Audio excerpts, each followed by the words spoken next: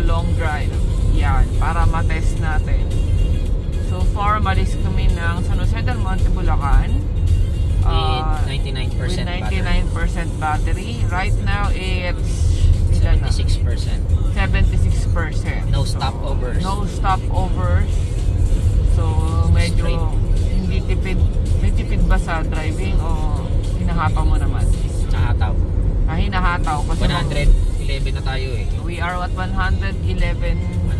109 na speed right now. So, hindi kami masyado tumututok dahil tama lang yon.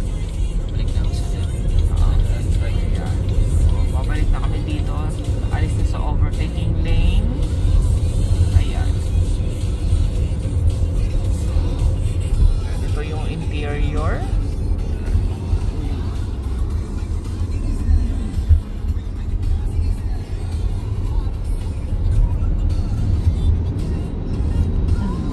Ayan, ang ganda ng view.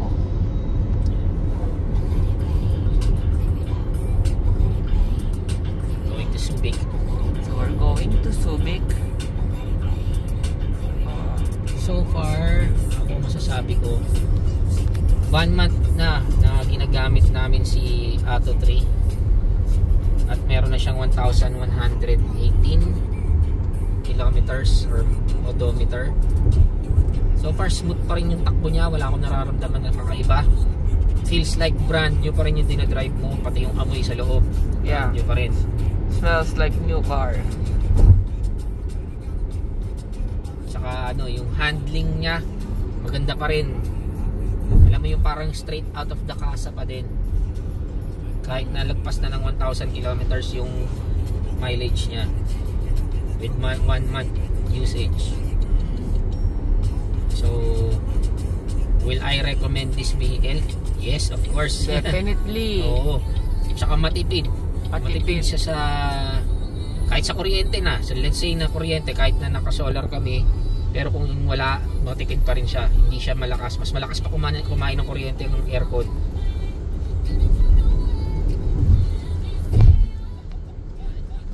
Laki na ng natipid namin dito. So, at ngayon, makakatipid pa kami kasi magpa-charge lang kami dun sa BYD Subic. Yeah, free charging free sila. Charging. So, yung travel namin ay libre.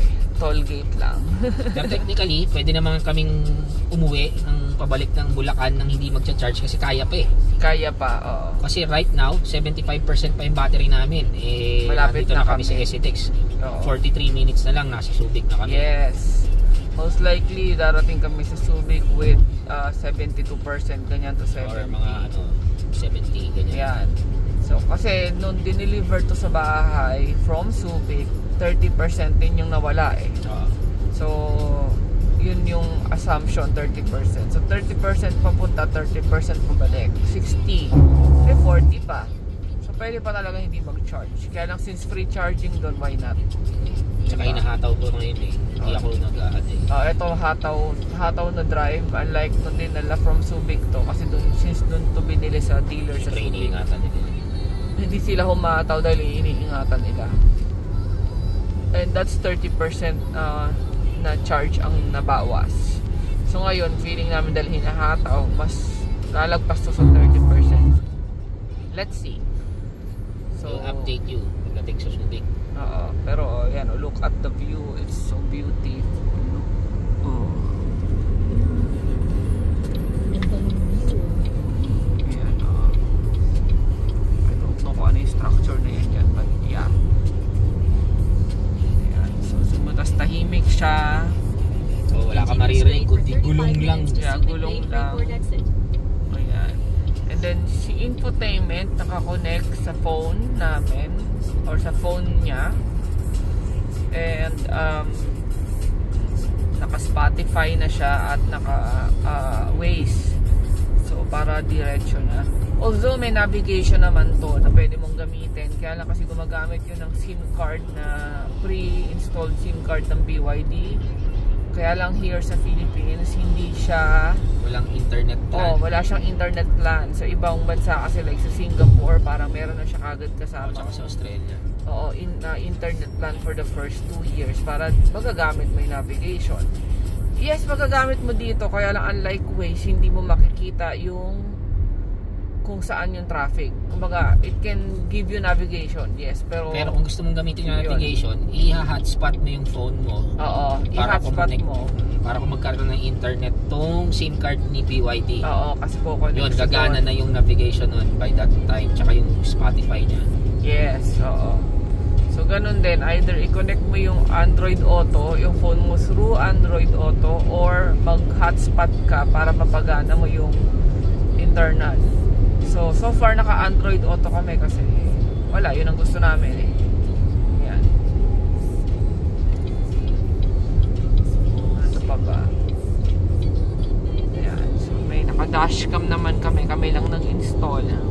This is 70 My. Yun. Tawag ko dun Xiaomi, pero yun. Okay naman siya.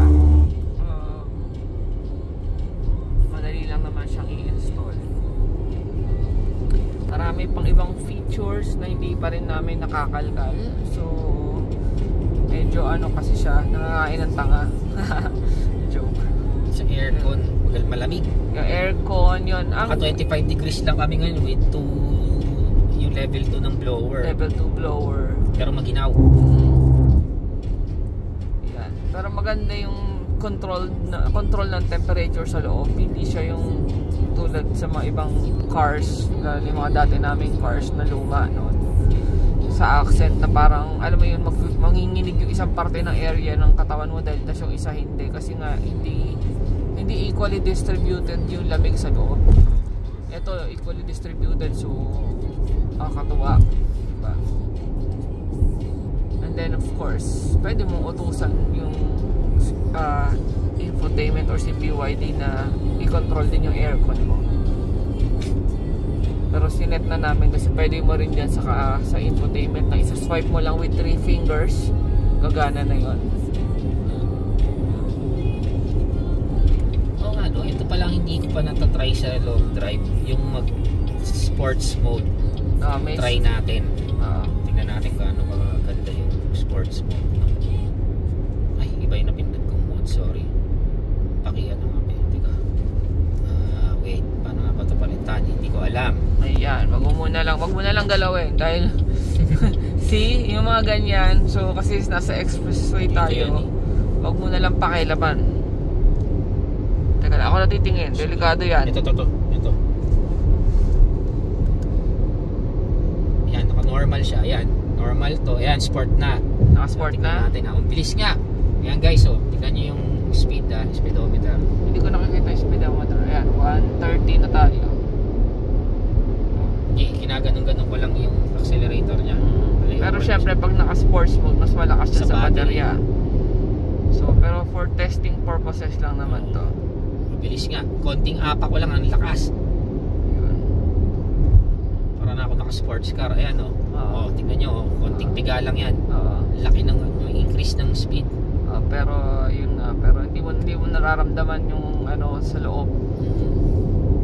So kung familiar kayo sa, let's say nag-e-bike kayo ang e-bike kasi mayroon ding parang gear levels yung 1, 2, 3, level 1, 2, 3 yung e-bike. So parang ito yun na kung nasa number 3 na, ganun siya. Ito yung smooth, yan. Dapat pala inalam ko paano pinapalitan yung yung driving mode dito sa steering wheel honestly hindi ko pa inaaral yung buttons ng steering wheel, more on dito lang sa may panel, sa instrument panel. Never ko pang na-try dito sa hindi mo pa nagagamit din yung yung isa, yung mayroon pa yan yung isa pang feature, yung parang hangin lang naririnig nyo guys, diba? Ganyan siya katahimik, tsaka gulong. Ito yung tatawag na sports mode. Kaya mong mang-iwan kahit SUV, kaya mong iwanan. Kaya yan siya kabilis.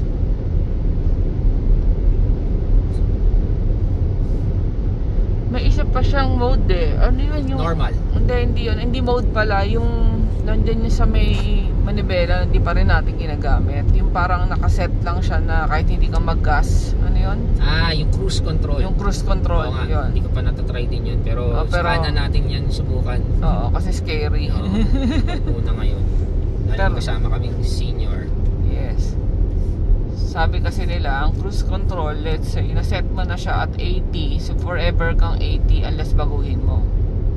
Para hindi ka tumatapak sa ano na ba tawag to? Hindi na yung sa gas, sa cylinder, sa accelerator. Yun.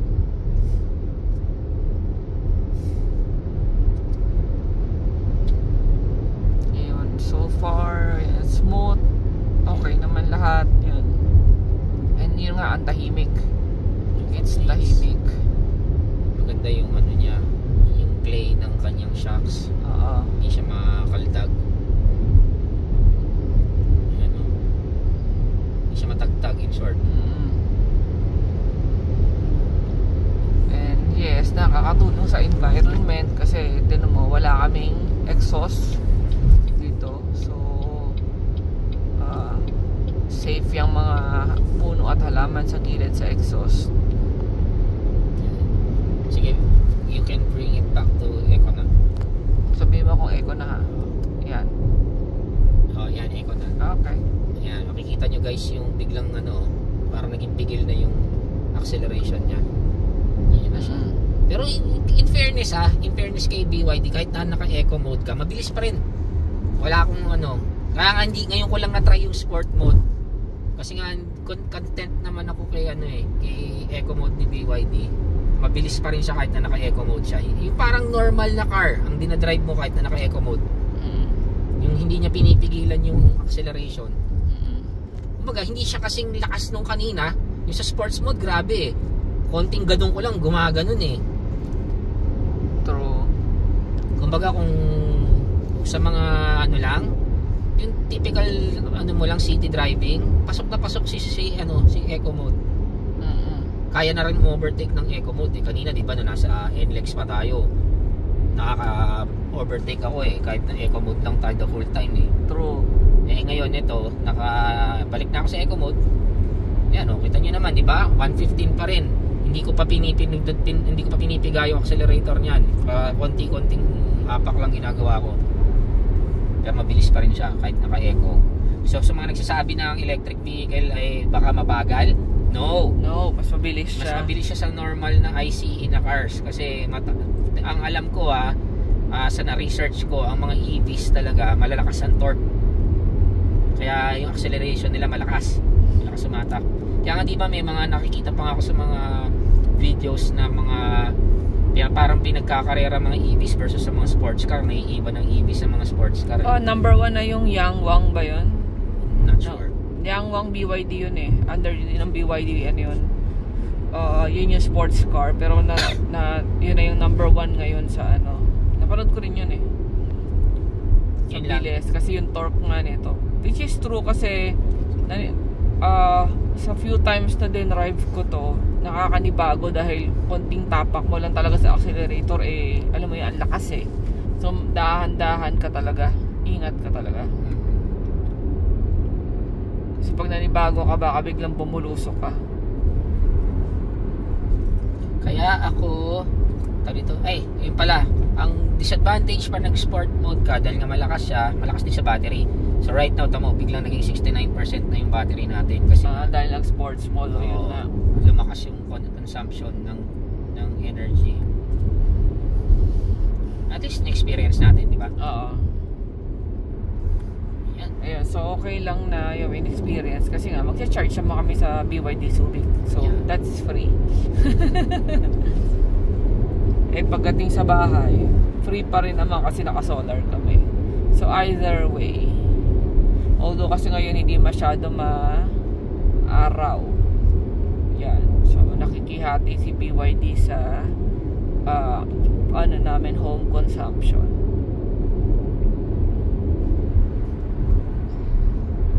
Okay.